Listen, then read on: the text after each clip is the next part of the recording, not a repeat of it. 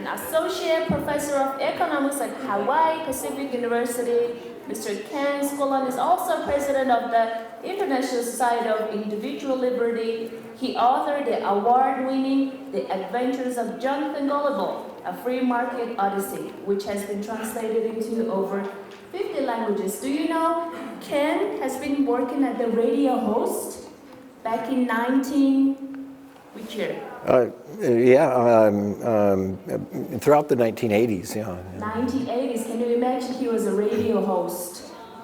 That's a fact. Okay, welcome.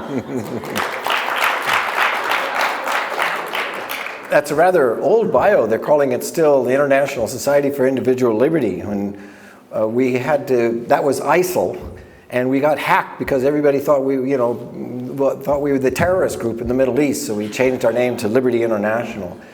Well, I'm very pleased to be here for the theme of entrepreneurship. I want to tell you first, of course, this is the 50th anniversary of Liberty International under various names, but this is a great accomplishment. We've had 35 conferences all over the world, and I've been with Liberty International for almost 40 years.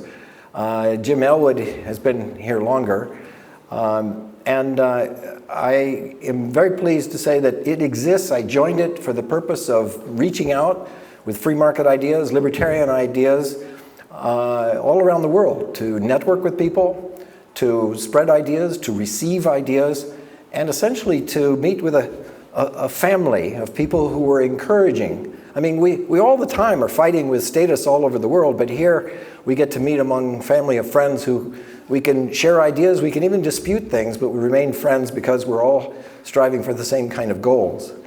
I met my wife, Lee, and we came to be perfect libertarian partners. She went through the horrors of the Cultural Revolution and was a natural champion of individual liberty. And I'm pleased to say that she's been very active over the years. She's produced 5 or 6 international conferences in Slovakia, Morocco, Romania, Indonesia, twice in Shanghai, China. She's been organizing the Austrian economic seminars for 120 students and scholars from all over the world in Shenyang, China at Northeastern University. This year, actually next month, we have the 10th anniversary of that. And she's also been a teacher here at the Free Market Academy for 5 years now in Mongolia. Our daughter used to come with us to these things, but now she's a practicing entrepreneur. She's living in Panama and has started her own internet marketing business. So the theme of this conference is all about entrepreneurship. And we know from the various talks today and yesterday, the great successes in the world's economy. And this is because of entrepreneurs, and we all know this. But it's true that the shape of the curve is dynamic for many countries more than other countries, but the last 150 years have been astounding. And it's brought an enormous amount of prosperity, as Tom Palmer already mentioned today. Stole a little bit of my thunder. But what is the entrepreneur? I mean, think about it. The worker wants to get paid this week for the work done this month or this week. The supplier wants to be paid this week for the materials supplied. The electric company and the bank want to be paid this week, right away. They don't want to wait until the consumer buys a product. It's the entrepreneur who has to come up with the idea, has to find the financing, has to hire the people, organize the production, arrange all of the supplies in the production and distribution, and promote it to a consumer who may or may not be interested. If they are interested, then the entrepreneur may be rewarded with the profits. If they're not interested, then they have to find something else to do. And the reward comes later. It's all a very, very great risky venture. But risk is part and parcel of the heart and soul of an entrepreneur. I had a friend who passed away, but his name is Louie Weston. I helped him write his autobiography, which is unpublished as yet. And if you want a copy of it, you can send me an email and I'll send it to you. He founded more companies and made more millionaires in Asia than any other American. But he started off in America and failed 9 times with businesses before he had his first success in Asia, and it never stopped. Hundreds of companies thereafter, and he was extremely successful. But what he said about this was, I failed at every company I founded in the US, yet I succeeded with every company I founded overseas. The reason no entrepreneur ever fails, really, is because they can never give up. He says it's in their blood. As a matter of fact, he feels that for most entrepreneurs, it was in their blood and recognizable before the age of 12. Most entrepreneurs made some money before the age of 12. He's got a long list in his of things that he thinks are characteristics of good entrepreneurs. Now, entrepreneurs are everywhere. Well, my wife and I and our daughter were at St. Thomas Square in Athens during the big protests, observing what the rallies were against capitalism. They were down with capitalism. But surrounding the square, my wife says, my gosh, who's selling them all of the bottles of water and all the lunch and all of the banners and all the laser lights and everything? It was all the immigrant entrepreneurs from Nigeria and Bangladesh and Pakistan and Syria and Somalia. They were all around the square, eager to sell them stuff. They were surviving. They were survivors. They weren't complainers about how they didn't get their pension this week or how the government that was corrupt didn't come through with their debts and so on. No, they were survivors. In fact, if you really want to enrich your country with entrepreneurs, just let them in. It turns out that immigrants, by the very selective nature of moving, are very, very self-selective. They have the kind of character that is rich in entrepreneurial activity. Adrian Furman says that the immigrants are twice as likely to be founding businesses and starting work as entrepreneurs as native-born Americans.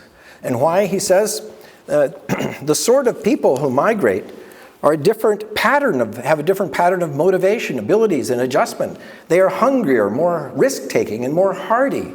They don't leave behind everything that's familiar to them and go to a strange place that's potentially hostile just to take advantage of other people. For the most part, I mean, there are exceptions, but for the most part, they're desperate to improve the lives of themselves and their families. And that's been true of all of our ancestors as well, I'm sure. Now, one thing that comes to my mind as I get an opportunity to tell you about my book, the subheading of my book is The Adventures of Jonathan Gullible Amidst Vultures, Beggars, Conmen, and Kings. It's emphasizing a point that while entrepreneurs are everywhere around us, like the air we breathe, they're much underappreciated. They're kind of invisible to people. We take them for granted. In fact, as a matter of fact, the people who are the most productive in society are often the least appreciated, whereas the beggars, conmen, and kings who are not at all productive and often counterproductive are the ones that often get our attention the most and the most appreciated in prose and song. There's a guy, Alan Rosling, who wrote a book called Boom Country with a question mark at the end, The New Wave of Indian Enterprise. And he was saying about India, he wasn't talking first, I mean, he did write a lot about the titans of industry in India. But he also said this, which was a very important thing. Don't dismiss the rag picker as not being an entrepreneur. A large percentage of the population is classified as self-employed, and these guys do some remarkable things. Any encounter with India leaves a sense of millions of small traders, service providers, and suppliers of everything conceivable. There are big and small entrepreneurs, but every entrepreneur to me is a great person because they're creating value. Now, there are entrepreneurs in government who are creating budgets and staff for themselves, often at the expense of other people, but they're not creating value, they're destroying value. There's an index called the Global Entrepreneurship Index that tries to rank countries of the world by various conditions that are conducive to fostering entrepreneurship. Now, oddly enough, Louie Weston, if he was alive today, I think he would be shocked to see the United States at the top of the list. Remember, he failed at 9 companies before he succeeded wildly all across Asia with his hundreds of businesses. Nevertheless, it ranks high. Of these countries that are listed here, perhaps it's unfair to list China and India as a single number because they're huge provinces with vast differences between one province and another about conditions for entrepreneurship. And Mongolia, for some reason, didn't appear on the list. They have all kinds of conditions they think are conducive to entrepreneurship, you know, their education and the legal structure and access to finance and technology and things like that. But again, as I mentioned, on the Economic Freedom of the World Index, the provinces of China could be all over the place. Some of them are freer than Hong Kong and Singapore, and some of them are off the bottom of the chart. There's another index called the Ease of Doing Business Index, which is worth looking. Singapore now rises to the top of this, and the United States falls a bit, ironically, still way up towards the top. But notice the other countries. Mongolia now does appear on this one. China's in the middle there with its range of differences. India has made the biggest change in the last 4 years. According to the Ease of Doing Business ranking, it has jumped about 65 positions, 65 ranks in the last 4 years, or 55 ranks just in the last 2 years. Now, in a way, many of my Indian friends say that this is skewed. It looks at one particular factor, such as the ease of getting construction permits, and gives it a lot of weight in raising their conditions. But there are a lot of other ways that they've gone down, and most of my libertarian friends are not at all friends of Narendra Modi. But notice that Venezuela always ranks at the bottom, which is no surprise after our last presentation today by Pedro. My best example of the astounding miracle of competition and entrepreneurship is the same that Tom was talking about and the same that Yaron Brook was talking about. It's a very obvious one, the cell phone, or the smartphone as we refer to it. What made that possible was not something the government did for us, but simply got out of the way. Think of what it was. Before 1982, in the United States, there was a government supported monopoly franchise. AT&T had a monopoly over all long-distance communication in many local cities as well. We had a line into the house, and you could dial a number, and you could make a phone call from Hawaii to Alaska. It cost me $10 a minute. You know, and that was in the late hours when the rates were even better. And that's all that it did. That's all. You could go down the street maybe to a phone booth if you could stand the smell and the stench inside. But what happened since, by ending the government monopoly, competition, the miracle of competition, was that now we have this device that Yaron Brook went into great detail about all the great virtues of it, all the things we can do with it. And Google boasts 2.8 million apps for the Android, and Apple 2.1 million apps for their Apple phone, iPhone. An astounding array of things that it can do. It's not just for phone calls. One of the things that I like to highlight is that what came out of this was remarkable changes in people's lives. I was in Gujarat, India, with Ambrish and Trupti Mehta and Barun Mitra, and they showed me how this kind of device changed the lives, improved the lives of hundreds of thousands of entrepreneurs in the tribal villages across India. It turns out that the British decided to displace hundreds of thousands, millions of people to make national parks. And when the independence came, they just turned these national parks over to the government of India. And they kicked the people around. Even though this was their only place for survival, they beat them up, they made them build roads, they tore down their houses, they confiscated their livestock, they made their life miserable, and they were at the edge of starvation constantly. And then Trupti and Ambrish were able to get some legislation passed, which said, well, if they could prove that they worked the land, then they would be able to have title to it.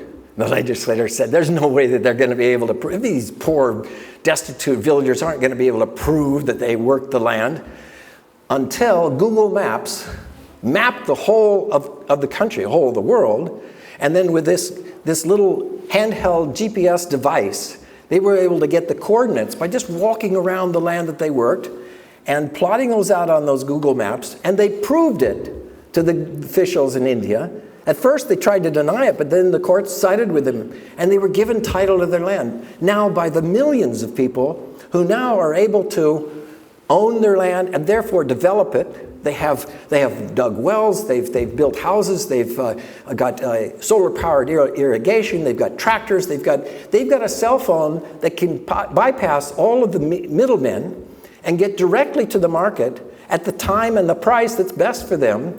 And they're so prosperous now, they can send their kids to the best schools, and they come back as teachers and doctors. It's made a big difference, and the biggest difference, said this guy to me, and now they respect us. Instead of kicking us and beating us, they serve us water and ask us, how can we help you? It's the human dignity that this sort of thing has brought about for hundreds of thousands of people, millions of people in India and across the world for a variety of reasons. Now, the miracle of competition is something that is often underappreciated. Now, it's not underappreciated by the people in this room, but for most of the people around the world, it's the unseen. What they see before themselves is the way things have been for years. Now, in Hawaii, we have a government monopoly bus system. How did it come about?